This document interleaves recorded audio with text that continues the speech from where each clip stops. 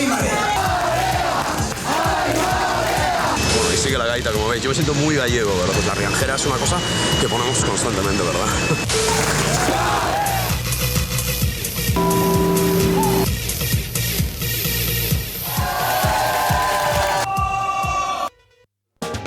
Xulio Ferreiro, moi boa noite. Boa noite. Nora boa. Moitas grazas. Estades xa convencidos do que aconteceu o domingo? Sí, estamos digerindo, pero, bueno, unha digestión saudable, en todo caso. En todo caso, hai pouquiños días ti aquí mesmo, en Vía V, facías unha porra que non foi exactamente o que pasou o domingo.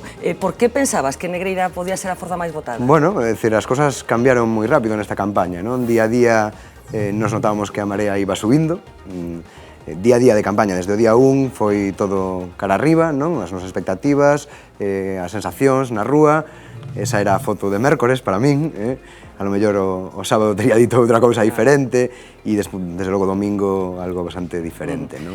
Hai un cachiño cando chegaches aquí ás instalacións de V Televisión, alguén dixo non tes pinta de alcalde. Como é a pinta dos alcaldes ou como é a pinta dos novos alcaldes? Non o sei, a pinta do alcalde de Coruña próximamente será esta, non? Agardo que por moitos anos sexa a mesma pinta. Bueno, en 10 meses, menos de 10 meses, pasas de ser un profesor de Dereito Procesal, magistrado sustituto durante un tempo en Lugo, a alcalde da Coruña, con carácter inmediato. Que proceso mental hai que facer para adaptarse a esta metamorfose? Bueno, estou-me adaptando aínda, non? Ainda hasta que cheguemos ali, tomemos posesión, digamos, non estará a cousa aínda aterrada, pero bueno, foi un proceso progresivo, non? 10 meses, foron 10 meses moi intensos, 10 meses onde traballamos arreo, levantamos isto con cimientos sólidos, ¿no? Porque había marea desde o principio, había movimento social, había ciudadanía consciente, había ciudadanía que quería cambiar as cousas, entendimos que había na cidade ganas de algo como que a Marea iba a propoñer e, por lo tanto, bueno, pues, intensamente traballando. Eu, en realidade, pues, hasta hai 2 meses prácticamente non pensei en ser o candidato, non? É algo que, bueno, vas vendo que pode ser o teu papel, pero, bueno, hasta que das o paso, non o miras. Bueno, pois precisamente por aquela época, 2 meses máis ou menos, xusto cando se confirmaba a túa candidatura, mantiñamos un encontro aquí, imos lembrar nada, uns segundos daquela conversa que mantiñamos entón. Non sei se se preocupan, pero desde logo non están poñendo o camiño para, digamos, poñer a ciudadanía por diante de outros intereses, non? E para poñer as institucións ao servicio da ciudadanía. Por tanto, moitos e moitas persoas que estábamos en casa estábamos vendo, nos faríamos o mellor que esta xente. Podemos facer o mellor, porque, en fin, non son máis listos que nós somos máis honrados que eles, e podemos facer o mellor. E por iso me uní unha Marea Atlántica. Xulio, pensas que ese proceso do que ti falabas hai 2 meses, foi o proceso que fixo moita xente de estar na casa, no sillón, e de repente decidir sair da casa e dar un paso? Sí, foi o proceso que fixeron centos de persoas, non? Centos de persoas que se uniron á Marea Atlántica durante estes meses, progresivamente. Claro, esta é un pouco a sensación, non? E a sensación que había na cidade, non? Estas últimas semanas, e a sensación que hai hoxe na cidade, non? De, bueno, por fin, isto é noso outra vez, non? Eu creo que esa sensación sí que existe. Hai unha reconciliación ca política da xente, nomeadamente da xente moza? Bueno, eu creo que hai unha oportunidade, non? Hai unha oportunidade para facer as cousas de outro xeito, para unha nova política, e agora correspóndenos aos que estamos nas institucións poñer esas institucións ao servizo da xente e empezar a facer esa política que se nos demanda e que nos vimos ofrecendo, non? E isto é algo que non só temos que facer os que estamos nas institucións, sino que temos que facelo entre todos e todas durante anos, non? Se trata de que gobernemos a cidade entre todos e todas, evidentemente os que estamos en postos de responsabilidade temos ese plus, pero creo que isto ten que ser compartido, non? Foi compartido para chegar aquí, non? Non chegamos aquí, digamos, un puñado de persoas ou 5 amigos, non? Chegamos centos de persoas, pois eso é o que temos que seguir sendo, centos e máis de 38.000 esta fin de semana. Bueno, para que comprendamos un pouco o que aconteceu o domingo na cidade da Coruña, no municipio da Coruña, imos compartir con nosos espectadores un mapa no que aparecen en diferentes cores os partidos que gañaron as listas máis votadas en cada unha das mesas das mesas nas que se votou o pasado domingo. O color azul corresponde ao Partido Popular, o color lila, digamos, corresponde á Marea. Prometo que hai algúns puntos de color vermello que corresponden ao Partido Socialista. Que pensas cando ves este mapa, Xulio? Bueno, penso que tiñamos razón. É dicir, nos decíamos que nos dirixíamos á maioría social, que o noso era un voto transversal, o que podía vir para a Marea, que a nosa oferta era para todos e todas, e que, por tanto, non era para un reducto ni para un determinado sector da población, sino unha oferta para todo o mundo, non? E iso que pasou, é dicir, a nos votaron a xente en todos os barrios da Coruña, non? Incluso naquelas mesas onde perdimos, os resultados foron moi asustados, non? Co cal non fomos forza residual en ningún barrio da Coruña. Eu creo que iso é moi importante, non? Falamos do centro e falamos dos barrios da periferia, de barrios máis populares. Por tanto, esa é un pouco a cuestión. Falas da distribución territorial, digamos, do voto, pero quen votou a Marea? Que tipo de persoas? Exvotantes do PSOE, exvotantes do Partido Popular? Cal é o votante tipo, si que existe da Marea? En 38.000 persoas, ou máis de 38.000 persoas, ten que haber de todo. O sea, é imposible fixar un perfil. Nos dirixíamos a nosa mensaxe a moitos perfis de votantes. A esa mocidade, que se atopa sen oportunidades, que ve un futuro por diante moi complicado, a esas persoas, a miña xeración, que medramos con esa promesa do Estado Social, do benestar, do traballo máis ou menos asegurado, dun salario digno, e que vemos que esa promesa é incumprida unha e outra vez, e que as cousas van a peor, que o futuro que nos agarda de aquí a que nos fagamos maiores é de precariedade e máis precariedade. A xente maior tamén, que ve como loitaron para darlles aos seus fillos esa educación, para darlles aos seus fillos ese futuro, e ven que ese futuro é negado aos seus fillos e moito máis aos seus netos, por tanto, completamente transversal, non? Ano 82 é un ano que se está mencionando. Estes días, onte nesta mesa, algún compañero meu falaba do que aconteceu en España con esa victoria do Partido Socialista, e abrindo un pouco o foco, non sei se ti estares algún tipo de comparación, non exactamente cas circunstancias políticas, pero sí cun certo estado de ánimo colectivo. Bueno, a ilusión, non? Eu creo que ese é o estado de ánimo. Moita xente nos repetía este fin de semana, nos repetía por fin vou a votar con ilusión. Parte do voto da Marea Atlántica, e iso eu creo que é importantísimo, de xente que levaba moitísimos anos sin votar ou directamente que non votara nunca. Por tanto, hai trasvase, eu entendo que hai trasvase, desencantados outros partidos, pero realmente, no caso do Partido Socialista, non perde tantísimos votos na Coruña, por tanto, nos recollemos de outros caladoiros, non? Do Bloque, evidentemente, pero de moitísima xente, repito, que non votara nunca, ou que levaba anos sin votar e nos decía, por fin vou votar con ilusión, é a primeira vez que me sinto orgulloso de votar. E ese tipo de cosas, bueno, pues entran dentro. Eu non sei cal é a sensación que tedes neste momento, que tes ti como próximo alcalde da Coruña, si de responsabilidade ou si un certo medo de non estar á altura das expectativas. Todos sabemos que cando alguén espera moito de algo ou de alguén, bueno, pois moitas veces non é doado estar á altura do que se agarda. Bueno, responsabilidade, por suposto, sería un inconsciente, non? Se non fose responsable e se non tivese certos nervios sobre o que nos ven en riba. Pero non me cabe ninguna dúbida de que vamos a estar á altura das circunstancias, non? En realidad o que se pide non é tanto. A xente que nos está pedindo honestidade. Nos está pedindo que teñamos as prioridades claras, que políticas queremos facer, en que queremos gastar o diñeiro público, nas persoas, nas necesidades da xente. Eso que nos están pedindo. E, por último, nos están pedindo que nos deixemos a pel por facelo. Esas tres cosas vamos facelas. Pensas que non o fan o resto? Que esa vocación, despois podemos entrar no resultado, pero a intención inicial de calquer político, pensas que non é ese, ou con que intención chegan outros a política? Non o sei, é dicir, a intención inicial do goberno municipal actual da Coruña, o primeiro mes de chegar ao poder, era colocar os amiguetes en empresas concesionarias. Esa era a intención, estaban desde o minuto 1 falando diso.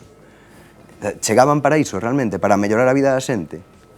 Dubido seriamente, non? Cando o primeiro que pensas é en chamar a unha empresa para ter unha lista de amiguetes ou de familiares que tes que enchufar. Niso no que estás pensando, en colocar os teus.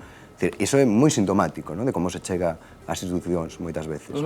Que fixo mal? Estás falando dunha cousa, baixo o teu punto de vista, en que se equivocou Carlos Negreira, que hai 4 anos conseguiu unha maioría absoluta, clara, e que en 4 anos dilapidou, digamos, ese patrimonio político. En que se equivocou? Dime 3 cousas. Pois en militar no Partido Popular, supoño que esa é unha equivocación para gañar estas eleccións. Estas, pero non as outras, non hai 4 anos. Non as outras, non as de hai 4 anos. A 4 anos o Partido Popular, evidentemente, era outra situación totalmente diferente, onde o Partido Socialista cargou coa responsabilidade do que pasaba. Nos entendimos que era unha responsabilidade compartida, non? Ou entendo que era unha responsabilidade compartida, pero, bueno, o Partido Popular se situou aí, ganou as eleccións. Nestes momentos, o Partido Popular era unha rémora para ganar unhas eleccións. Evidentemente, non por un problema de comunicación, como se quere decir, non? Agora pola explicación, o problema de que políticas se fan e de cales son as prioridades. Eso tamén pasou na Coruña, non? Na Coruña non se puxeron por diante as prioridades. As políticas de emprego, cando os diñeiros que estaban previstos gastar non se gastan. As políticas sociais, onde hai máis de 1 millón de euros que directamente non se gasta e está tamén aí previsto. Eso indica as prioridades, non? Por tanto, as prioridades, o túnel da Marina sí se fai a toda presa, non?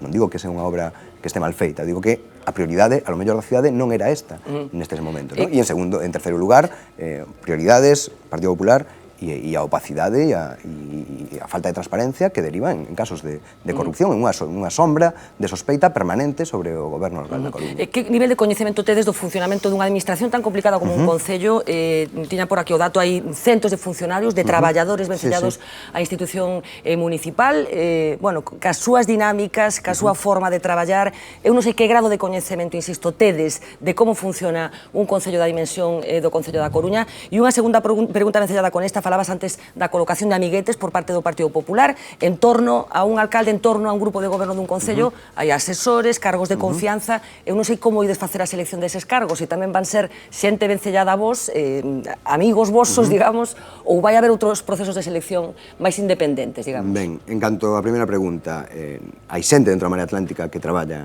na institución. O sea, que traballa no Concello. Que traballa no Concello. Hai xente dentro da Marea Atlántica que traballa no Concello da Coruña. Xente que ten experiencia noutros concellos.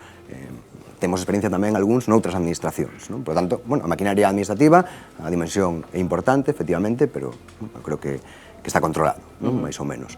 En segundo lugar, hai cargos que son de libre designación e son cargos de confianza. Eses cargos de confianza seguirán sendo de confianza. Evidentemente, se non se pode gobernar, é imposible.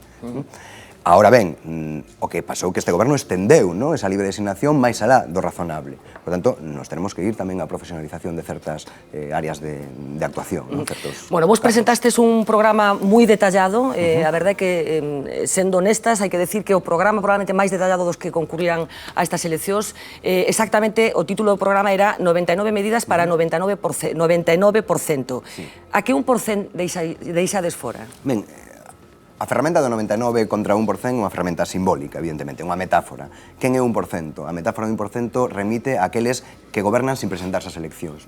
Aqueles que nos vaya como nos vaya ao resto, sempre lles vai ben. Que en estes anos de crise aumentaron os seus beneficios, aumentaron o seu patrimonio e que inciden nas políticas públicas, determinan políticas públicas sen pasar polas urnas, sen pasar por procedementos democráticos. Ese é o 1% do que estamos falando. A primeira medida do voso programa, que aparece aquí, que se pode consultar, por certo, en internet, ten que ver co salario dos cargos públicos, ese tope de 40.000 euros. O discurso de moitos políticos, ou polo menos o discurso clásico dos políticos, é que moitos gañan máis na actividade privada que na pública, con unha especie de sacrificio. Eu non sei, pregúntoche directamente, se ti vas perder cartos. Sí. A miña declaración da renta é pública, fixena pública. O que ganei no último exercicio que presentei declaración está publicado na web da Marea Atlántica, aí pode ser probar. E o tono un pouco de toda a candidatura, digamos, ou da xente que vai estar no Concello en diferentes situacións? Claro, diferentes situacións. Hai xente que sí, que, en fin, ten ingresos elevados, e en ningún caso moi elevados, e hai outros que menos, claro. En todo caso, un tope. Bueno, falades tamén de un sistema de referéndums veciñais. Que preguntarías hoxe aos coruñeses? Ou que crees que non se preguntou aos coruñeses que tiñan que ter sido consultados? Si, por exemplo, querían que 60 millóns de euros se destinasen a unha actuación concreta na cidade. Esa podría ser unha pregunta, porque estás... Estamos falando do túnel da Marina, por exemplo, non? Estás comprometendo un diñeiro que o diñeiro non é chicle, é dicir, o diñeiro ou se utiliza nunha cousa ou se utiliza noutra. E o orzamento do Concello é que deses 60 millóns de euros, 20 os pon o Concello da Coruña. Outro día decía unha concelleira do Partido Popular que 20 millóns non eran moito. Bueno, a min sí me parecen moito, sobre todo tendo en conta as necesidades que hai, as emerxencias sociais que hai na cidade, xente quedándose en casa, nenos que non poden comer 3 veces ao día, xente que non encendeu a calefacción en todo o inverno ou que directamente non ten luz ou servizo de auga porque non o pode pagar. Entón, bueno, esa é unha prioridade. Por tanto, podría ser unha cousa que se preguntase, non, a ciudadanía. Queremos facer este investimento? Ten a rentabilidade social suficiente para facelo ou non? Esa pode ser unha pregunta. Laicidade da institución municipal, outra das preguntas. Non vou desgranar as 99 medidas, pero algunhas que penso que a xente que lle poden interesar. En que non respecta este principio nestes momentos o Concello da Coruña? Bueno, pois cando o alcalde vai a determinados actos religiosos como representante do Concello e non a plano individual, en plano individual, eu creo que aí non se respeta, por exemplo. Ti non vas participar, entendo, en procesións e este tipo de actos. Que teria que suceder para que participaras nun acto religioso, como alcalde, tú dicir? Pois que fose unha cuestión protocolaria, que se convidase como en calquera acto religioso de calquera confesión, porque hai varias confesións, hai xente de varias confesións na Coruña, non hai unha única confesión. En algún momento, non sei, se hai algún tipo de reunión dos integrantes de tal confesión a nivel de todo o Estado que se reúnen en Coruña, bueno, pues como, en fin, como si hai un congreso de autónomos, quer dizer, pues hai que ir aí e representar a institución, no que é o exercicio dunha liberdade esencial que respetaremos, evidentemente, como é religiosa, pues eu creo que é unha cuestión que debe quedar no ámbito privado. As rúas da Coruña, tantas veces comentadas, hai dous problemas, un que ten que ver ca persistencia de nomes vencellados ao franquismo e, por outra parte, a falta de cumplimento das normas da normalización lingüística, nunca mellor dito. Isto vai ser inmediato, tedes avisado de que sí, que ides facer un replantexamento das rúas da Coruña, con carácter inmediato? Claro, é dicir, é que cumplir a lei. O sea, a min o que me sorprende a estas alturas é que se poña en solfa o cumprimento dunha lei. Hai dúas leis, a Lei de Memoria Histórica e a Lei de Normalización Lingüística, que tiñamos seguindo unha placa na Coruña que poña Avenida de Arteijo, a estas alturas, de verdade, quer dizer, isto va a ser un problema para alguén, o que resalta, non? Que isto siga existindo na cidade da Coruña.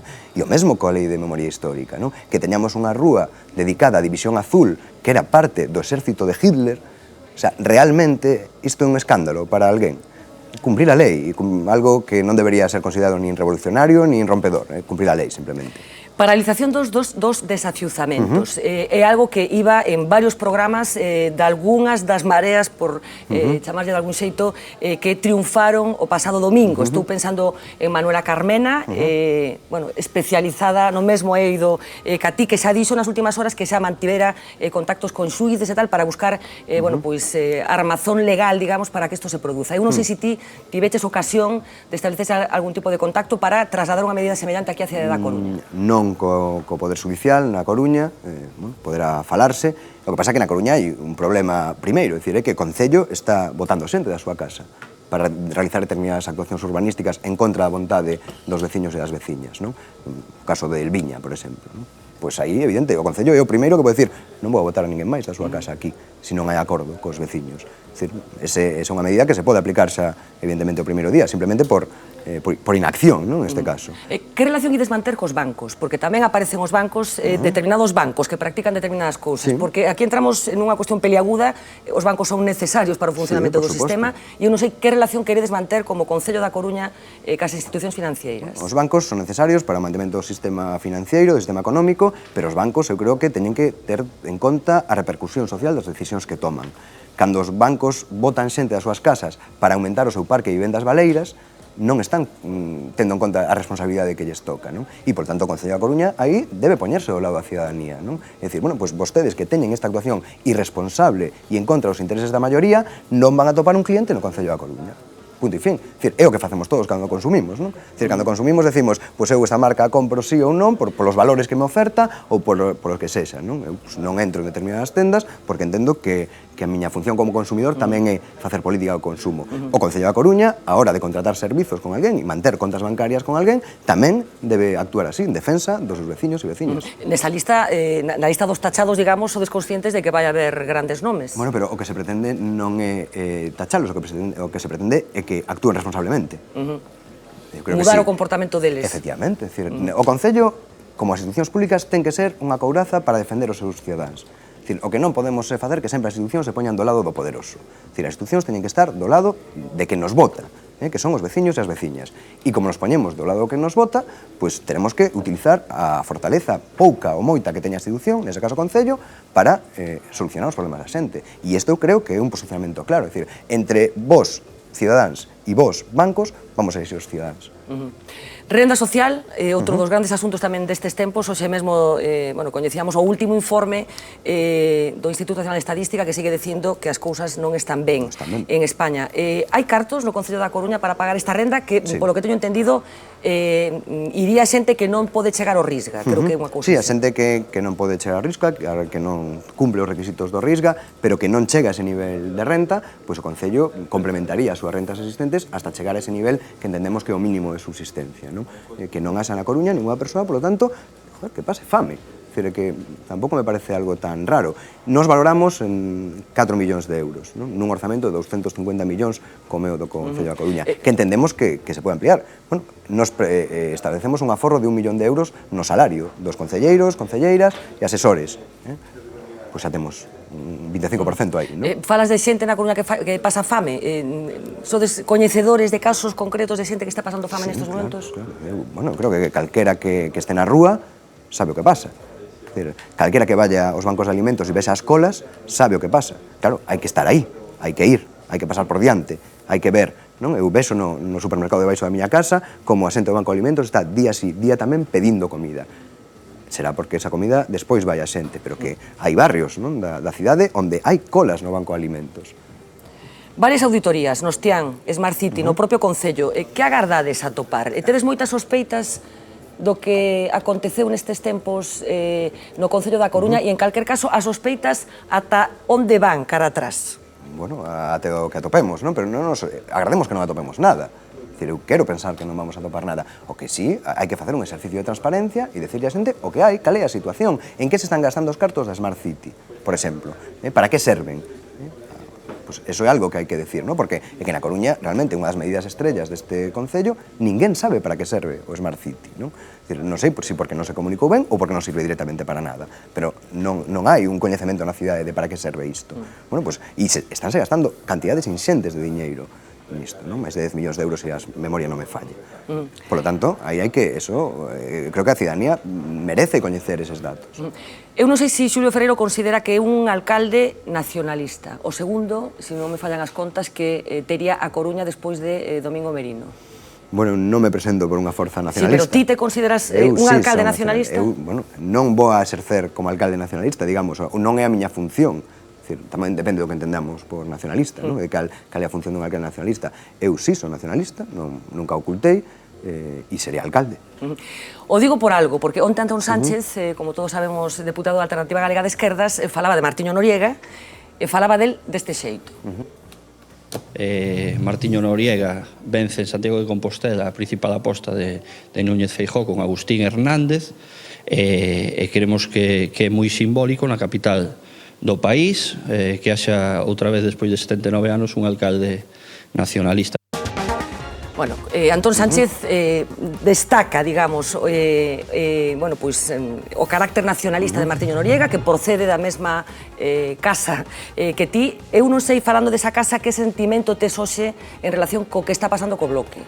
Bueno, no caso de Martiño Noriega é militante dunha organización nacionalista, co cal, claro, ainda así foi persoa de consenso igual en Santiago, entendo, non houve ningún problema. No meu caso é o mesmo, eu creo que non estou como cabeza de lista e sería alcalde por ser nacionalista, nin por deixar de selo, evidentemente, sino por reunir unha serie de valores que puderon chamar ao consenso da xente da Marea Atlántica. En canto ao do Bloque, bueno, o Bloque onte nesa mini enquisa que facíades aquí en Compostela. En Compostela había unha persoa que decía isto, que despois lle preguntei isto a Martín, efectivamente. Eu creo que sí, para moitos o Bloque supuso unha oportunidade perdida de ser algo parecido ao que hoxe é a Marea Atlántica. Pregúntoche isto por máis cousas. Hoxe, bueno, pois entrevistaban a Martiño Noriega e a ti mesmo nas teles de Madrid, porque sodes tamén noticia a nivel estatal. Chamoume a atención que nunha tele concreta separaban o fenómeno de Podemos do fenómeno das mareas. E eu non sei se te estás de acordo con esa separación, e sobre todo unha pregunta concreta. Supoño que compartides conxuntura, Podemos e vos, pero non sei se compartides estrategia. Bueno, o que explica o nacemento de Podemos, eu creo que tamén explica o nacemento da Marea Atlántica. Conxuntura. A conxuntura política, a necesidade de ofrecer unha forma nova de facer política, outras prioridades, que vimos dicindo. Eu creo que é semellante. A estrategia é diferente, a nosa é unha estrategia de acumulación de forzas, de ir de abaixo arriba, de unidade cidadá. Bueno, Podemos apostou pola Marea Atlántica, Podemos apostou por Compostela Aberta. Tan lonxe non andarán. Imagino, ainda que, bueno, Podemos é un partido a nivel de todo o Estado, por tanto, unha organización política diferente, pero que sí, pero isto sobre todo un acento identitario que ten, polo menos, os cabeza de lista das dúas candidaturas, de Compostela e da Coruña, de Martiño Noriega e de ti mesmo. Ese carácter, de algún xeito vai distinguir eso as mareas de Podemos, que non ten exactamente claro, nestes momentos tampouco temos exactamente claro cal é o modelo de Estado que les propugnan. Vai haber diferencias por aí? Bueno, que as mareas, ou no caso da Marea Atlántica, este é un proceso que ten explicación na cidade da Coruña e en Galiza. Non ten explicación seguramente fora, non sería igual fora de Galicia. É un xeito político que nace en Galicia. Eu creo que eso é importante e eso é relevante, non? Que ides poñer en valor Bueno, a que partir está aí, de agora. está aí. Isto eu creo que é unha, digamos, un análise. Isto nace en Galicia e non nace noutro sitio. E a configuración da Marea Atlántica en Galicia, como un proceso que nace en Galicia, é diferente que outro tipo de procesos de unidade cidadá. Realmente, se vamos a outros lugares do territorio estatal, non hai procesos de confluencia que aunen nacionalistas con non nacionalistas. Por tanto, isto pasa en Galicia, non pasa en ningún outro sitio. En calquer caso, que representa, baixo o teu punto de vista, nestes intres, as arelas de cambio dos galegos? As Mareas ou Podemos? Eu creo que non é unha disyuntiva, non? É dicir, nestes momentos, no municipalismo, na Coruña, nos presentamos como unha, repito, unha ferramenta de unidade popular que decidiu apoiar Podemos. Podemos decidiu apoiar a Marea Atlántica, como decidiu a Nova, como que decidiu Esquerda Unida, como decidiu Compromiso por Galicia, como decidiu ECO, como decidiu Espazo Ecosocialista. Por tanto, non sei se hai unha diferencia, non? Hai, Pregunto a ti, hai diferencia? Sí, hai diferencia en canto, como hai diferencia entre a Marea e Esquerda Unida. Claro que hai diferencia entre a Marea, porque a Marea é algo máis amplo que unha só organización política, non? En calquer caso, que queredes ser de maiores? Alcalde da Coruña. Me refiro xa máis que a Marea Atlántica, a ese movimento, bueno, que ti mesmo estás dicindo que é específico deste país, de Galicia.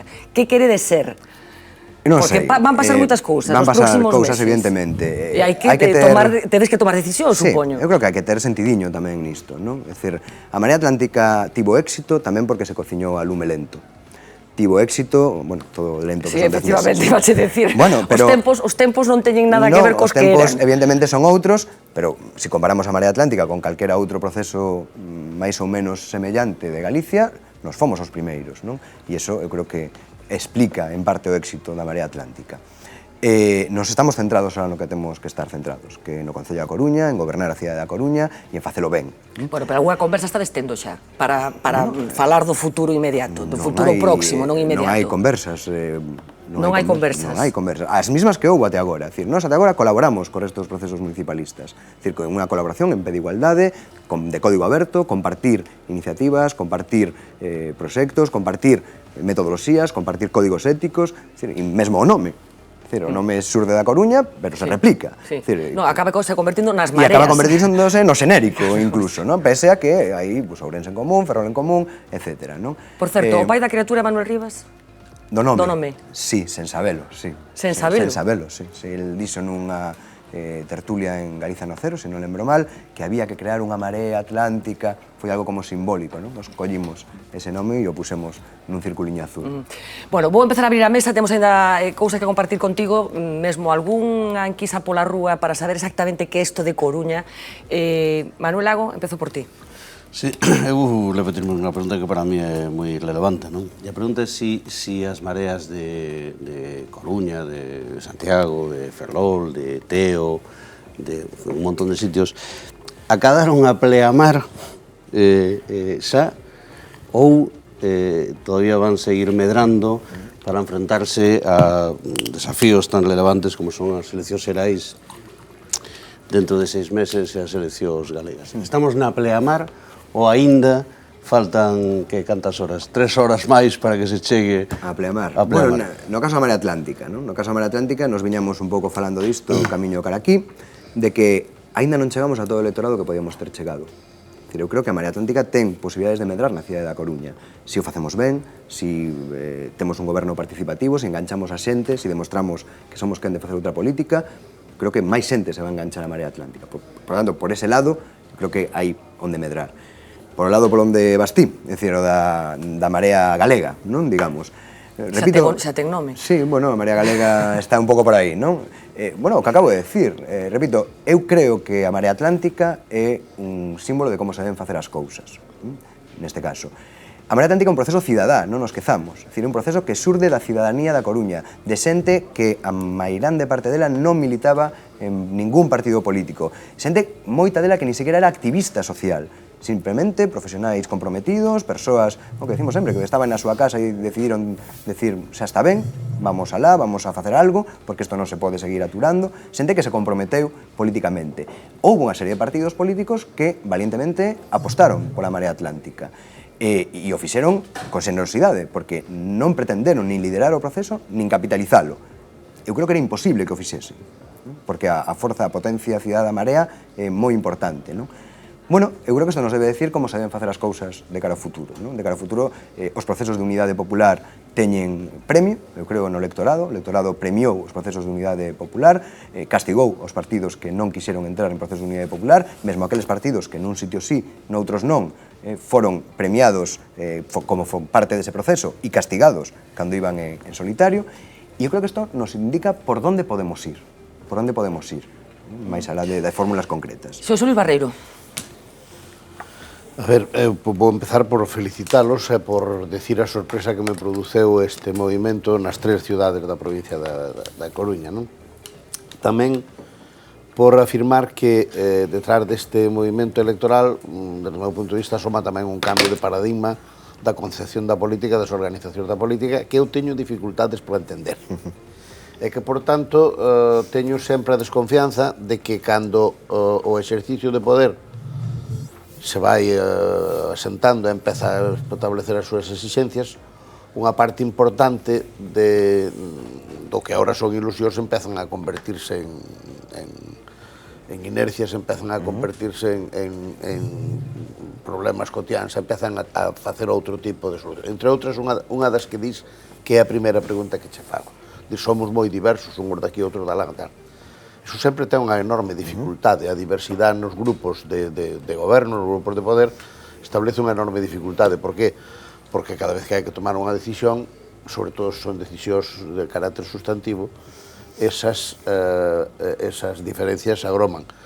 Antes recordaba a Fernanda a existencia dun alcalde nacionalista que foi con Unidade Galega. A Unidade Galega foi unha especie de marea con outro nombre. Así tamén donde coincidiran moitos, e tuvo un éxito relativamente importante nunhas eleccións como para ter alcalde da Coruña. E, sin embargo, aquilo despois non foi capaz de... Bueno, xa hai experiencias e, por tanto, vos farédolo de outra maneira. Eu agora, escoitándote, con isto vai a segunda pregunta, tiña un pouco a sensación que teño cando vou ás bodas, verdad? Nas bodas, agora, antes cando nos casábamos, falaba o crego, non máis, nós estábamos calados. Pero os novios falan, e di unhas cousas maravillosas, preciosas, un ao outro e tal. E un sempre está con un sentido de incredulidade e di, esta persona, cando leve tanto tempo no matrimonio e tal, ten moitas posibilidades de que todo isto baixe a prosa. E, ademais, moitas posibilidades de que se divorcien, de que se separen e todo isto. Entonces, por decirlo de outra maneira, todos tuvemos ilusión no primeiro momento. E hasta ahora non hai memoria de ninguén que non perdera esa ilusión e non se convertira en outra cousa. Que secreto tendes vos para evitar eso que hasta ahora, por decirlo de alguma maneira, pasou sempre? Para que se vexa a diferencia que nos separa, eu acabo-me de enterar de que foi un compañeiro de bacharelato do mesmo curso de seu pai. Con lo cual estou como falando con un sobrinho, verdad? Sí, en realidad as dúas preguntas eu creo que son a mesma, non? A Marea Atlántica propón un xeito novo de organizarse políticamente, non? Que difire dos partidos clásicos, non? Aquí deberíamos preguntarnos por que os partidos clásicos non foron quen de cumplir a función que ven a cumplir agora os procesos de unidade popular ou as novas organizacións políticas, non? Eu creo que os partidos políticos e a rixidez das súas estructuras e o control por parte dos aparatos da estructura, a falta de horizontalidade, por lo tanto, fan que moita xente non se sinta atraído pola militancia política tradicional, non? E que os partidos non fosen quen de captar o talento existente na sociedade e poñelo a traballar polo ben común, non? E creo que isto é un dos éxitos clave da Marea Atlántica, non? A Marea Atlántica foi capaz de seducir a moita xente que nunca se achegaría a un partido clásico e que quiso traballar polo ben común nunha organización que non exixe certas peaxes clásicas, non? De comprar, por exemplo, un dogma enteiro, non? Pero que sí ofrece posibilidades de traballar, de chegar a acordos e de poñer, digamos, en valor e poñer en común o que realmente nos importa e nos une, non? Eso eu creo que é un dos éxitos da Marea Atlántica, de chegar hasta aquí. A diversidade existe tamén nas organizacións políticas tradicionais. Bueno, acabamos de ver, non? Que pasa no Partido Popular, por exemplo, un partido que un pode entender desde fora que é homoxéneo e férreo. Non, a diversidade é con natural a sociedade, sobre todo as sociedades contemporáneas. A cuestión é como xestionamos esa diversidade, non? E aquí nos poñemos unha cuestión por riba, que é, digamos, ese mínimo común denominador, non? Eso que nos une, ese desexo común que chamamos a Marea Atlántica, que ten que ir por valores, principios e políticas concretas, non? Que queremos facer? Si nos poñemos de acordo en que queremos facer, porque compartimos unha serie de valores comuns e respetamos, ademais, a diversidade do outro, que creo que iso é esencial, e iso tamén é síntoma dunha sociedade madura e dunha sociedade contemporánea, pois podemos traballar xuntos, non? Non é doado, evidentemente non é doado, non? A confluencia tampouco foi doada, pero lográmoslo, chegamos hasta aquí, unidos, digamos, como traballando xuntos, remando todos na mesma dirección. E vamos a seguir facendo, porque a Marea Atlántica non é unha coalición de partidos. Eu creo que iso é esencial, non? Iso aprendimos tamén de experiencias pasadas, incluso bastante máis cercanas que a da transición. Bueno, faltame Tito e faltame Carlos, pero deixademe que fagamos unha pequena brincadeira aquí no medio. Bueno, hai unha persoa que estivo vencellada esta casa, que temos moito aprecio, que se chama David Perdomo, un xenio na construción de personaxes, dende a sátira, digamos. Ten dous estereotipos de coruñés antagónicos absolutamente. Seguro que moitos dos nosos espectadores lembran estas dúas xenalidades. ¿Qué hora es esta, neno, de venir? Son las 6 de la tarde, flipado. La peña corre, soba, ¿entiendes? Pasad, neno. Que está el chuquel, neno, es mi chuquel este. Venga, pasad para el neno. Medio chinao, chorro, voy a sentar un mal ayer los calamares, me comí godinolas para la bajona. Tengo el bural escocido, neno. Tengo el friso. Tengo el bural escocido, ¿entiendes? La gaita, los nacionalistas son estos, coño, que son estos, Uy, no he escogido aquí de improviso, ¿no? Escuchad la gaita, ¿verdad? La gaita gallega. Venid conmigo. Yo me siento muy gallego, ¿verdad? A mí, yo cuando estoy en mi casa de la zapatera, pues la rianjera es una cosa que ponemos constantemente, ¿verdad? Pois o Coruño de David Perdomo, o Pelaio de David Perdomo. Eu non sei que pensas ti, que pensan o resto dos galegos dos coruñeses. Con quen asocian os coruñeses? Porque Coruña é unha cidade particular, desde o punto de vista do resto das cidades. E digo cho eu, que son ourensana. Eu non sei que idea crees ti que efectivamente. Que idea crees ti que transmite Coruña cara fora, digamos? Que estereotipos? Credes que o mellor tamén tedes que derribar en relación con Coruña? Eses dous existen e no medio existen moitísimas máis cousas, non? Como a min, que supoño que non estou nin nun nin noutro, non? Que estou un pouco no medio, in between, non? Bueno, cando nos decimos que a Coruña está secuestrada, non? Por esa élite que pensa que a Coruña é o seu patio traseiro e que, por tanto, pode facer e desfacer e que tanto fixo co Partido Popular como antes co Partido Socialista, tamén falamos de que a Coruña está secuestrada simbólicamente, non? A Coruña, que chega ao resto de Galicia, moitas veces, non é a Coruña real. A Coruña é unha cidade diversa, unha cidade en moitos casos de vanguarda cultural, de vanguarda política. Eu creo que acabamos de demostralo, que a Coruña é unha cidade de vanguarda política. E eu sempre digo, esta pregunta se me fixeron moitas veces, non? Eu, cando era neno e saía da Coruña, iba á aldea, saía de Coruña, eu non me reflexaba na Coruña que os outros contaban sobre min.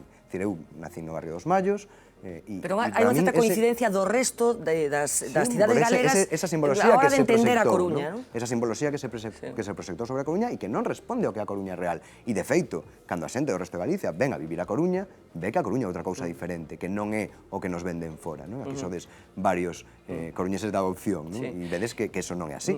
Quen foi o mellor alcalde da Coruña? Non o sei. Non tens ningún referente tes? Non o sei, de Domingos Merino non me lembro, pero digamos a simboloxía que remite Domingos Merino é unha simboloxía que podemos entender que coincide con algunhas cousas que nos propoñemos. Todo o mundo conta, claro, eu era moi neno daquela, todo o mundo conta que había ilusión cando chegou Domingos Merino, que el falaba tamén do Concello para os veciños e as veciñas, de que abriu as portas e dixo esta é a vosa casa e aquí podedes entrar. Bueno, eso coincide no espírito. Supoño que máis alá de como eso resultase ao final polos problemas que houbo no seu momento. Tito? Pois Domingos Merino estaría encantado de escutar isto. Bueno, os parabéns. Está escoitando, Os parabéns xa chos din na entrada e insistes moito no sentidiño e a verdad que, en fin, eu tuve un pouco a ocasión de escuitarte, pero respondes con bastante sentidiño para o meu ver. E por eso tiña varias preguntas, pero quería facerche dúas brevemente. Unha, en parte na liña de algo que xa se che preguntou, pero moito máis concreto. Fostes unha sorpresa relativa, porque nesta cidade, eu que son historiador, lle explico aos meus alumnos que desde 1870 solamente unha vez, que foi hai 4 anos, ganou a dereita. Solamente unha vez. A dereita, formalmente dereita. Non? Entón, a sorpresa é relativa. Pero, que influiu máis, desde o teu punto de vista, na campaña? Non na acumulación de forzas previa, non? Pero na campaña, que influiu máis na subida da marea?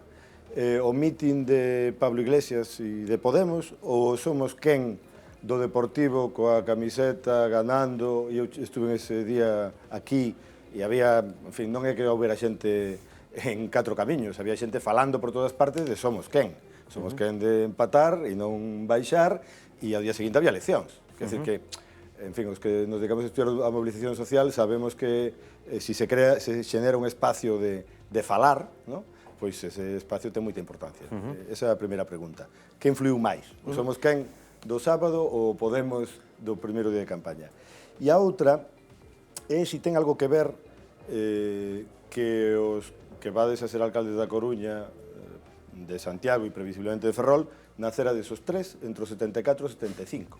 É dicir, estáis criados en democracia e queredes, en vez da crisis dos 40 que se auguraba a todo o mundo, vos queredes protagonizar, entendo eu, a vosa propia historia.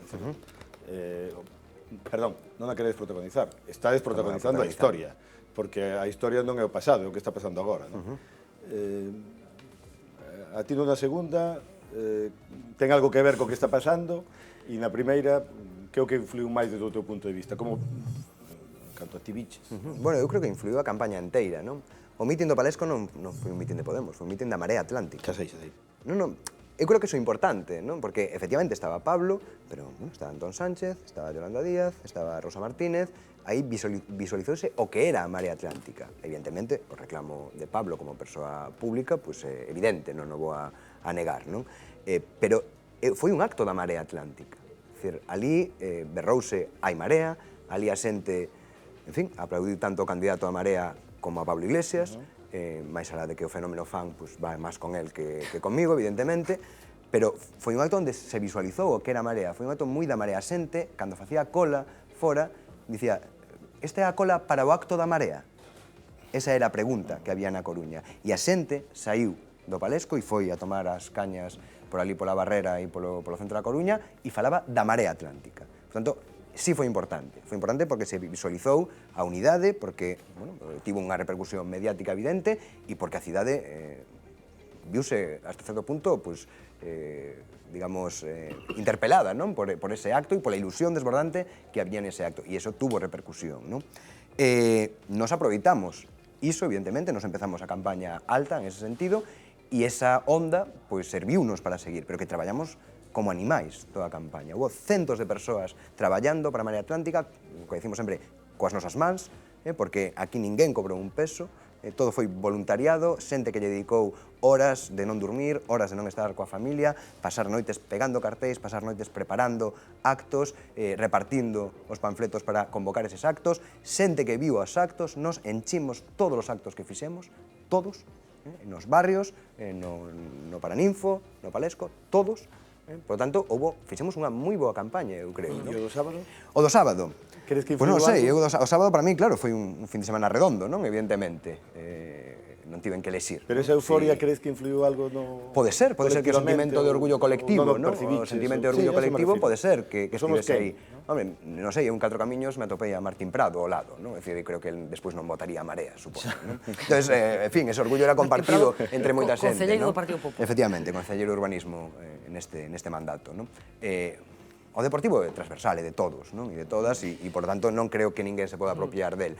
Que houve un sentimento de orgullo colectivo, que moito dese sentimento de orgullo colectivo puidese derivar a Marea? Pois seguramente sí. Por certo, felicitoute Carlos Negreira? Tiveches algún encontro con el, telefónico ou físico? Non recibí ninguna chamada, ninguna mensaxe. É certo que recibín algunha chamada de números que non coñezo e que non atendín nos últimos 2 días. Pero ninguna mensaxe, porque eso se resolve. O mellor mando unha mensaxe. Non, a non ser que o mandase mentre estivemos aquí. Bueno, Carlos Aymerich. Sí, bueno, non o vou felicitar porque xa o felicitei varias veces, mesmo por adiantado, cando eu creo que xa a cousa era evidente, non? Creo que Xulio preguntábame antes, bueno, como está a xente na facultade? Somos compañeiros, somos amigos, por tanto, Bueno, pois eu creo que a xente Perdona na un inciso nada facultade máis. está... Saíronche moitos amigos nas últimas horas? No, no. Non estou falando por ti. No. Non digo porque estas A cousas xente que, home, adoitan a ser súbitas. de sempre repente. recibes unha chamada que dices ti este pa que chama, pero bueno, en xeral non, en xeral non. No, dicía que como está a xente na facultade? Bueno, eu creo que a xente na facultade está, como no resto da Coruña, moi contenta. Está alegre, non? É xente que votou por Xulio e xente que non votou por Xulio. E está alegre. Por qué? Porque eu creo que ve que hai unha oportunidade de facer cousas, de que as cousas muden de vez. E, bueno, xa no caso meu e no caso dos compañeiros da Facultade de Dereito, home, pois temos un alcalde que é amigo, que é un compañeiro, que é unha persoa normal, no mellor sentido da palabra, e tan normal é que desde Domingos Merino eu creo que é a primeira vez que temos un alcalde que fala normalmente en galego, non? O cal, bueno, pois tamén demostra que hai outra Coruña e outra cidade. Claro, Domingos Merino. Isto faime lembrar a historia de Domingos Merino, non? Domingos Merino chega a través dun pacto, non era a lista máis votada, o cal é unha diferenza, pero Domingos Merino despois é traizoado. Hai unha traizón a Domingos Merino. Como estamos escoitando a Esperanza Aguirre, a Rita Barberá e a outros facendo cantos á gran coalición e a que a moderación se impoña, non sabemos cal é esa moderación, decía outro día, a moderación debe ser roubar pouco, non? Porque até o de agora non se cortaron un pelo. Pois, quero decir, a Marea foi a lista máis votada, pero non ten maioría, por tanto, que antídotos frente a esa eventual traizón, onde estaba falando un antecesor teu, Paco Vázquez, nunha televisión de ámbito estatal, e tamén clamaba por iso, non? E falaba de todo iso. Que antídotos ti como alcalde vas a activar para que iso non suceda? E logo outra cuestión, falaba Manolo de se a Marea encheu de todo ou non. Bueno, eu espero que non, e vou decir por qué. Xa ti imaginas. Ti decías, claro, o BNG é unha oportunidade perdida. Bueno, eu creo que o BNG perdeu unha oportunidade, xa o temos falado, e non o pensou só, pensou moita xente no BNG, mesmo moita xente que ia na candidatura do BNG, como ti ben sabes. Eu espero que non se perda a seguinte, pero non que non a perda o BNG, que non a perdamos colectivamente todos. E que estás falando de confluir ca Marea? Bueno, non sería confluir coa Marea, sería integrarse na Marea. Non é integrarse na Marea, sería ir facendo outra cousa. Eu creo que os procesos son dinámicos. Bueno, Carlos, pero que significa eso? Bueno, pois que significa, o que significa non acabamos de dicilo, claramente. O que claramente. significa é que chegan unhas eleccións xerais, que despois hai unhas eleccións autonómicas, e que é evidente que a xente está premiando aquilo que lle é útil, e aquilo que lle é útil é, no caso da Coruña, de moitos lugares, ali onde a xente conflúe e ali onde a xente se une, as fórmulas veremos cales son, verdade? Ou noutros lugares... Confluencia, entón. Ou noutros lugares, cousas que se presentan A ver, Xulio, entón, esas dúas preguntas que están, que antídotos vais a aplicar para que non se produzan traizós, creo que era a palabra que utilizaba Carlos, casi empezamos pola segunda. Gustaríache que o Bloque confluíra na Marea? Non sei, quero dicir, nos a oferta do Bloque fíxose o primeiro día. O Bloque decidiu seguir outro camiño, non? Está seguindo outro camiño diferente ao que propón a Marea Atlántica. É unha acción lexítima, desde logo non é a opción da Marea Atlántica. A opción da Marea Atlántica... Pero a ti gustaríache, porque supoño que algún tipo de sentimento conservas en relación co Bloque. A ver, os sentimentos non se teñen cara as siglas, eu creo, non? Entón, seríamos bastante pouco listos, non? En política, se nos aferramos unhas siglas polo simple cariño ás siglas, non? Dicir, o que nos interesa son os procesos políticos que van a mudar a vida da xente. O sea, utilizar instrumentos, o que sexa en cada momento, para poder levar unhas determinadas políticas ás institucións e para poder mellorar a vida da xente. Dicir, isto é o que nos ten que interesar. Por lo tanto, si estamos nesas, pues todo o mundo será benvido, entendo, nun proceso de acumulación de forzas máis amplo. Non o sei. Eu aí xa non é unha decisión que me corresponde a min. Eso require un esforzo por parte de todo o mundo, non? Antídotos contra a traizón dos que terían capacidade para constituir unha maioría absoluta e mesmo tamén internas, porque supoño que hai que estar precavido ante todo, non? Internas, non me cabe ninguna dúbida de que non va a haber ningún problema. Non me cabe ninguna dúbida, porque, bueno, xa o dixen antes, na Marea, cada persoa... En Alternativa Galega e Esquerdas non quero comparar os procesos, pero sabemos que houbo problemas de configuración da alternativa. Evidentemente, bueno, por eso a Marea Atlántica non é unha coalición de partidos. Por eso a Marea Atlántica é un proceso de confluencia diferente, donde todas as persoas, militen ou non militen, teñen o mesmo peso. Non hai pactos entre cúpulas, non hai reparto de cuotas, non as haberá no goberno municipal. No goberno municipal non va a ser tantas concellerías para ti, tantas para mí, bueno, porque as listas xa non foron así feitas. Pois entón xa me contestaste esa pregunta de Podemos. Por qué? Porque Podemos non será un partido dentro da Marea en calquer caso, en procesos subseguintes. Haberá xente vencellada a Podemos que este na Marea. Hai pero non xente van vencellada a Podemos que está na Marea e xente vencellada a Podemos que non está na Marea, como pasa en Esquerda Unida e como pasa, bueno, na Nova non sei se hai algún militante que non este na Marea, como pasa no resto das organizacións políticas. E as persoas dos partidos tamén teñen diferentes niveis de implicación dentro da Marea. Hai algúns que están moi implicados, outros que teñen un nivel de implicación diferente. Pero afrontades o futuro co medo a unha posible moción de censura ou é unha posibilidade que non barallades? Realmente o que vimos aquí é para gobernar e para facer esas políticas para 99% para a maioría social que decimos. Nos dixémolo en campaña e o seguimos dicindo hoxe e o diremos mañán. Aquí o que se trata é saber de que lado se sitúa un. Se sitúa do lado dos intereses das élites económicas, dos intereses creados, dese urbanismo depredador, ou se sitúa do lado da xente, das políticas que necesita a xente. E aquel que pense primeiro na súa supervivencia política, que pense primeiro no aparato do seu partido, que pense primeiro nos intereses individuais e traizoe a mensaxe que lanza a tedes un mecanismo ciudadanía, mesmo, non? De revocación de xente que sí, non... xa non o digo por nós. Non, pero quero dicir que incluso para vos tedes un mecanismo de Para nós, revocación. evidente, aquel que non cumple co mandato ten que marchar.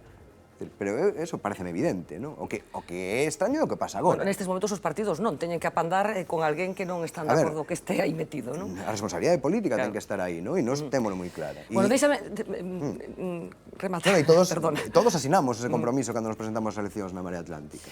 Bueno, quería facer unha conexión con Marina Chiavegato, xe recibimos un asesoramento estupendo por parte da Facultade de Historia da Universidade de Santiago, do Departamento de Historia Contemporánea da Facultade. Bueno, está ben facer publicidade destas cousas. Bueno, nas últimas horas, nos últimos días, bueno, con puntos de vista distintos en función de quen fixera a comparación, estableceuse unha semellanza entre dúas convocatorias electorais, dúas eleccións municipais, que se celebraron en momentos históricos diferentes, pero hai quen, insisto, establece comparanzas en función de quen a estableza, bueno, pois cun resultado ou con outro. Estamos falando das eleccións municipais do ano 1931, que precederon a República e as que se celebraron o pasado domingo. Marina Chiavegato vai nos dar algún dato concreto destes dous procesos. Marina, adiante. Fue en abril, Fernanda, en abril de 1931 que España celebraba unas elecciones municipales insólitas porque el resultado de esos comicios marcaron un cambio de rumbo en la historia de nuestro país que desembocaría finalmente en la proclamación de la Segunda República. Eran elecciones locales, pero que se votaron en clave nacional y que llevaron al cambio. Es por eso que ahora muchos de los actores políticos citan el año 31 como ejemplo. Entonces se convocaron las elecciones y se presentaron los candidatos y muchos de ellos eran republicanos. Tanto en España como en Galicia ya se habían dado los primeros pasos hacia ese cambio. Se había constituido el Comité Revolucionario formado por demócratas y republicanos y aquí en Galicia se había firmado el Pacto de Lestrove. Fueron unas elecciones, por lo tanto, con muchos candidatos republicanos y el resultado fue el siguiente. El rural siguió apostando por la monarquía, mientras que las capitales de provincia ganaron las fuerzas republicanas. Pasó en Madrid y en Barcelona, pero también aquí en A Coruña y en Pontevedra. Se empiezan a saber los resultados y muchos concellos se empiezan a teñir con banderas republicanas, igual que ahora. Entonces también hubo dos interpretaciones para los resultados electorales. Cada periódico tenía su propia línea editorial. Aquí vemos el ejemplo de cómo hubo medios republicanos que proclamaron un hurra en la portada, mientras que, por ejemplo, el ABC advertía de la grave situación política que se acercaba. Ya La Voz de Galicia tarda solo 2 días en proclamar la República. Ahí la tenéis, España bajo el régimen republicano, con una foto del primer Consejo de Ministros celebrando el gobierno provisional de la República. Si hacemos un pequeño ejercicio de comparación, vemos las similitudes entre lo que pasaba en el 31 y lo que pasó con los titulares del 25M. Por ejemplo, mientras La Voz o El País titularon por el cambio, La Vanguardia y La Razón hablaban de inestabilidad y de radicalismos. Volvemos a 1931, un momento histórico en el que el voto tenía un valor y un peso importante. Se consideró entonces que los españoles habían hablado y que ellos ya no querían la monarquía. historia. Así que el Comité Revolucionario decidió que la mejor solución sería que el rey se fuese del país. Nos cuentan desde el Departamento de Historia Contemporánea de la USC que entonces la monarquía pensaba que la mejor forma de controlar el país era hacerlo a través de los caciques municipales, pero la jugada no le salió del todo bien y desde entonces se considera que históricamente las municipales son unas elecciones peligrosas. Quizás por eso después de la transición las primeras elecciones no fueron municipales, sino, Fernanda, generales. Bueno, durante la transición, efectivamente. Marina, graciñas, non sei se estivemos a altura, se foi preciso a comparanza. Sí, no, creo que moi ben, pero Marina sempre foi todo moi ben. Pero había un problema coas fotos, porque a muller non votou hasta o 33. Bueno, foi un dos triunfos pero da un matiz República. un matiz importante. En calquer caso, Tito, Lourenzo, que comparanza se poden establecer? Eu creo que a mí me parece moi positivo, precisamente, e antes fixe unha pregunta xeneracional que non foi respondida, que os que se educaron en democracia ven a República e o 31 como un momento de democracia. Os que non se educaron en democracia ven todo eso no 36. Non, curiosamente, que hoxe comparemos co 31, me parece, como historiador, que estamos incorporando unha memoria moi positiva, porque ese comité revolucionario de señorones que eran fillos de Maura, que eran, en fin, terratenentes andaluces, como eran o comité revolucionario da liberdade, da democracia, do republicanismo, non? E a memoria moitas veces que utilizan os que non viviron o que non despois de eso veu a Guerra Civil, non? Exactamente. Pero non hai unha relación causa-efecto, só hai unha relación temporal. Xosé Luis, ti como ves esa comparanza, digo, insisto, que se establece entre os dos procesos? Eu creo que é moi difícil de facer esa comparación porque nin o panorama, nin o contexto político, nin o contexto da monarquía se parecen en nada. E se temos dificultades para compararnos coa transición, verdad? Sí, pero ti pensas que haber un proceso novo ás municipais do domingo? No, en absoluto. Porque vamos a ver, naquela o sistema estaba en quiebra e agora o sistema non está en quiebra. E, por tanto... Creo que non está moi de acordo, nin Xulio nin Lourenzo. Bueno, ya, pero... A ver, está en quiebra o sistema? O sistema está en decadencia. Que si non nos explicaría o que está pasando agora. Non se explicaría se o sistema non estivese en decadencia. Perdón, eu lle explico aos meus alumnos desde hai 2 anos, canónicamente, tal como explica, digamos, a historiografía, a crise da restauración, e eles me preguntan, pero é como hoxe? O dicen eles, non o digo eu. Xosé Luis, ti algo máis? Non, eu creo que o sistema non está en absoluto en quiebra, entre outras cousas, porque neste momento non está o principio de legalidade en absoluto en cuestión, e, por tanto, para recompoñer un sistema fai falta unha maioría alternativa. E a maioría alternativa dista moito de estar asomando neste momento. A ver, digámoslo de outra maneira. Neste momento está claro quen perdeu as eleccións, pero non está claro quen as ganou. E, por tanto, non está agromando, claro, non está agromando unha alternativa política. Esa idea tan elemental que dio o Partido Popular para explicar, para salir do paso, verdad? O día das eleccións todo o mundo ten que salir do paso. Esa idea tan elemental para salir do paso que di eu aínda ganei as eleccións e aínda estou a enorme distancia de todo canto ben, hai que telo en conta, porque, claro, entre outras cousas, un dos problemas que ides ter é que unha parte importante das innovacións que poñedes non son nin competencia nin legales dentro do actual sistema. E, por tanto, sí, claro, e, por tanto... O que está aquí é todo cumplible desde o Concello da Coruña. A esas 99 medidas que temos no noso programa é todo cumplible desde o Concello da Coruña. Espera un poquinho, verás. E, por tanto, desde esa perspectiva, cando aquí queiramos falar de estar dando cambios, por exemplo, como cambios no sistema electoral, cambios no... Bueno, para iso falta tanto tempo que é mellor non votar a... Bueno, en calquer caso, unha anécdota nada máis. No 31 ganaron os monárquicos. Unha anécdota nada máis, falando de cambios do proceso electoral, sabes que se Cospedal non tivera cambiado o número de diputados, o sistema... Houbera ganado, claro. Tería maioría absoluta nestes momentos. Porque yo apoio de Ciudadanos. Bueno, exactamente, entraría en Ciudadanos, efectivamente. Brevemente, por favor, Carlos, que temos que ir a unha enquisa. A análise do que pasou nas eleccións municipais, do que pasou nas europeas e en xeral do que está sucedendo hai dúas grandes análises, non?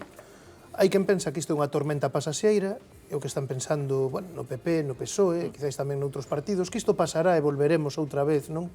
Os vellos tempos de que isto é un efecto dunha crise pasaxeira, que, por tanto, todo volverá o que era antes, ou outros, entre os que me apunto, que pensamos que a crise produciu un cambio na estrutura de clases, produciu un cambio tamén nas expectativas da xente. Eu creo que, eu mesmo escoitei estes días, se o PSOE tivese presentado a González Laxe, a cousa era distinta. Non, mire, porque a xente de 30, 35, 25 anos non saben quen é González de Laxe, por tanto, a cuestión é distinta. Entón, que sucede? Que, efectivamente, a resposta a iso, eu creo que se está facendo, por iso facía antes a pregunta de se a María encheu ou non, e igual as respostas que se están creando son exitosas, pero ainda estamos en fin, estamos ainda en proceso. Temos que ir rematando, pero como decía, visitamos a rúa, algo que procuramos facer sempre que podemos. Hoxe se trataba de que os coruñeses que nos atopábamos pola rúa, bueno, pois, se pronunciaran sobre o coruñesismo. Ti vas ser o alcalde, a ver que pensas das cousas que nos dixeron. Que ser coruñés es sentir el mar, el Atlántico, gustarte muchísimo la calle, salir de las casas escopeteado. Dicen normalmente que somos muy abiertos, ¿no? Sí, y hospitalarios. Ser unha boa coruñesa é ser unha boa persona, pero tanto na Coruña, como en Madrid, como en Malpica, como en todos os sitios. Ai, eu non sei o que é ser un bo coruñés. Eu son a mellor persona que penso que podo ser. Isto do coruñesismo queda como un pouco casposo, sabes? De Vigo contra Coruña e a capitalidade e todas aquelas cousas que tanto daño fixeron a Coruña. Lo peor, dice que somos muy vagos, pero no es verdad. Algo chulos igual. Creen que son los amos de Galicia y no. Terminar de trabajar y tomar el vaso. ¿Sí? Ahí por la calle de los Olmos y la Estrella. Toda la vida Coruña tuvo fama de ser los señoritos. Y un jamón. Señoritos no, pero bueno, son más refinados y tienen más estilo, ¿no? Bueno, un poquito más de estilo nada más. No hay de todo. Hay gente trabajadora como en todos los sitios. Que haya gente que tenga más pasta. Yo no la tengo, pero hay quien la tendrá. Una tontería, por supuesto. Un tópico como otros tantos. Los de derechas también es un decir, ¿eh? Cada uno tiene su idea. Yo no.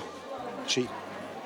Yo opino que también son bastante conservadores. Pero los coruñeses sí son conservadores. Usted no? Yo no quiero ser conservador. Home, as eleccións do domingo parece que non dixeron eso, non? Paco Vázquez y Molina.